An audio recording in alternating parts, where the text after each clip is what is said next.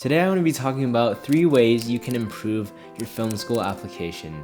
Number 1 is essays. Essay, without a doubt, is one of the most important parts of a college application. So how do you improve the essays, right? Number 1, I think you need to find the uniqueness in you. The last thing you want to do is write a generic, not memorable essay that they're just going to watch and forget and toss away and don't accept you. You're gonna be better than the other students, right? You're gonna find the uniqueness in you. You're gonna avoid writing the cliche stories, and you're gonna talk about what truly is you. I think that's what, a personal statement is about. It's being personal, really understanding where you come from in this story. Talk about your struggles, but also I think another important thing to have in your essay is kind of show that you're a passionate teenager. You want to craft this persona of how passionate you are about life and filmmaking. You don't want to say that. You want to show that through your actions, right? Show, don't tell. So make sure what you're saying kind of contributes to how passionate you are about their school and filmmaking. And remember, when you're applying, you're not just a filmmaker, right? No one wants a robotic, camera holder. They want a well-rounded storyteller. So talk about different aspects in life, not just film stuff. Even though all you love is film, I'm sure there's plenty of other things you want to talk about.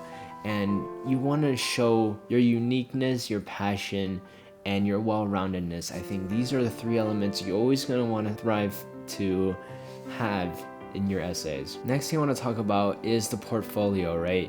I think most schools ask you to submit your previous works, and I'm not talking about the creative work, that comes later. I'm not sure how important this is, but I believe it does improve your chances and make you look more professional and stand out between all the other thousands of applicants, and that is having a good looking website. I remember right before I applied to USC, I created my own website on Google Sites. Super easy. I can make a tutorial later on, so make sure you subscribe. I remember I had an interview with Florida State, and they were actually asking me about my YouTube channel and my website. That's really cool, right? And it shows that these people who are admitting you are paying attention to you. They're like low-key like stalking you, They want to know about how you are and how everyone is. So if you have a website, that can really make you stand out, because pretty much right now in my cohort, 60 people, not a lot of people have websites. So I think to have one before even accepted, it's a great idea, and also furthers your filmmaking career. You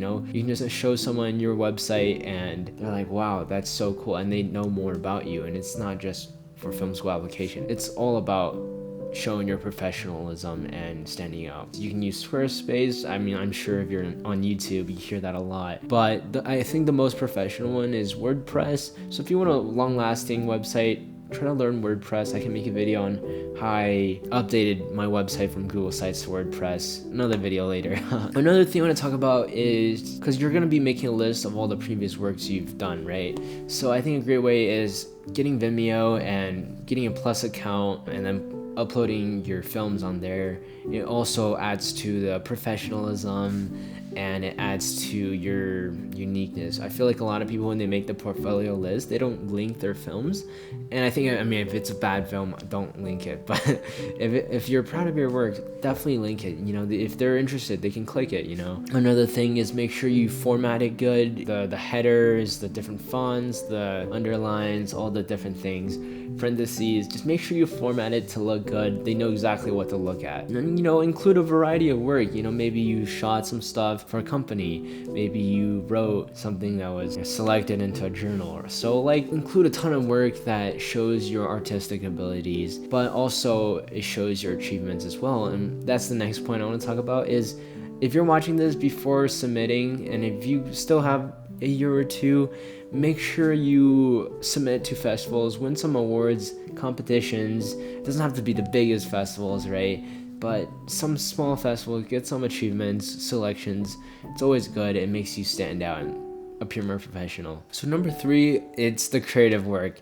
I think this is probably the most important thing that gets you accepted into these film schools. This is where the admissions office really sees you as a filmmaker instead of just, someone applying to school. So how would you stand out from the crowd, right? How do you be better than all the other people who are applying? And I think it comes down to a few points. I want to talk about number one, it's originality. You want to make sure your work is truly something that is yours, right? Like you're not just taking someone else's work and just changing a character. You're really writing something unique. A practical and easy way to be original is avoiding cliches, avoiding the thing that everyone does. And some examples include waking up to an alarm clock, right?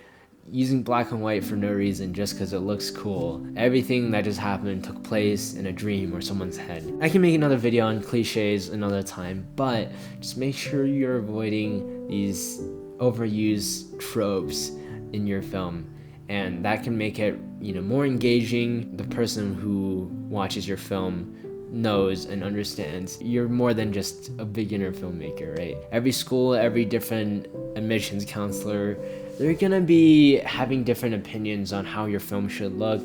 For their school, they have different vibes.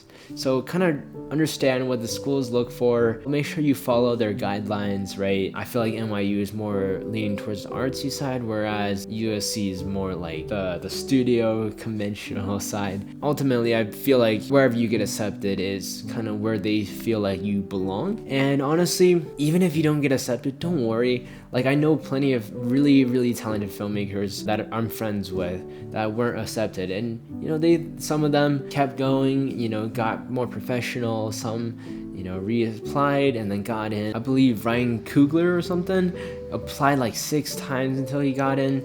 So don't sweat it if you don't get in. It's okay. Just keep improving yourself as a filmmaker. Don't let these external validations kind of mess with your head. Going back to the creative work, some important things to avoid are don't be overly artsy. I think some films that are just like montage, crazy neon lights, without a good narrative element to it, without a good story, it's just a beautiful shot, right? So make sure you're not being too overly artsy. Also make sure it's not confusing, right? Don't make it so complex where they watch it and they're like, okay, so what just happened, right?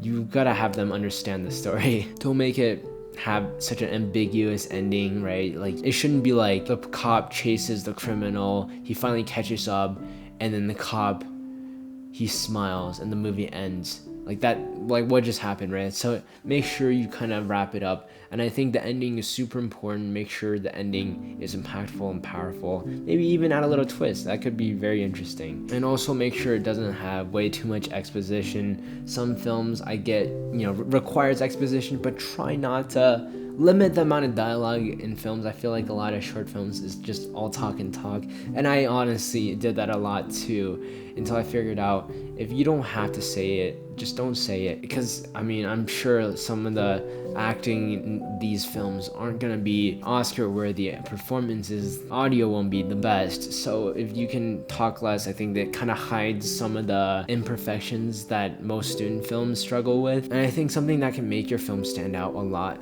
from other films is having a unique and good location. Everyone has an access to a bedroom or a kitchen.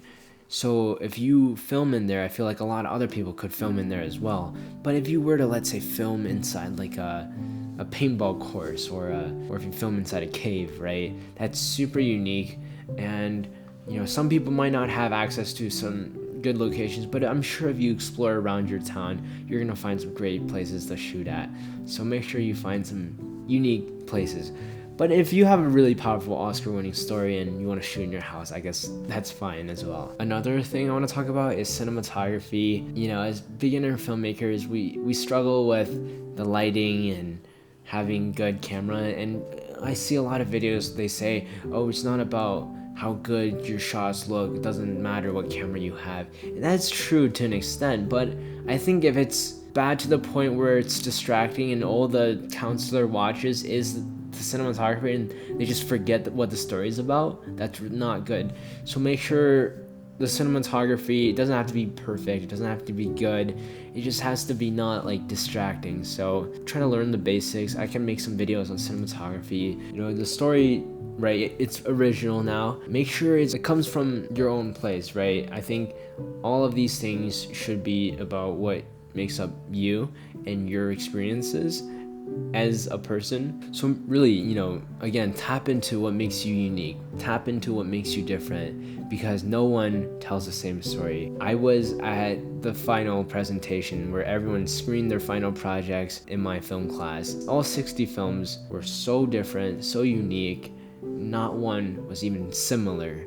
So just do what is true to yourself, what you love about storytelling, about life. I'm gonna end this video with some practical advice, not just the theory-based stuff. So make sure your film, once you're done, post is equally important as all the other steps. So make sure you edit it, you know, have good pacing, nothing is boring, you know, nothing is like you stare at it and it's like, oh, what's going on, right? Don't make it too jarring as well. Learn, you know, J cuts, L cuts, try to figure out a way to make the edit smooth, right? It goes back to the thing, right? Make it not distracting so the admissions counselor can just pay attention to the story. Another thing is the color. I think color super important. It might be hard if you are shooting on a phone, right? It's a little bit harder to color grade, but it's still possible, right? You know, make the contrast a little bit, make it have a little film look, maybe add some grain, make sure it's not overexposed, and I think a lot of it comes from production, but also there's a lot you can do in post as well to make it to the next level. And another thing I think it makes it stand out is good sound, good audio, right? If you're filming, get the mic as close to their face as possible, right? And I get it's hard for a wide shot, but you know, maybe do some dubbing, add sound effects, good music.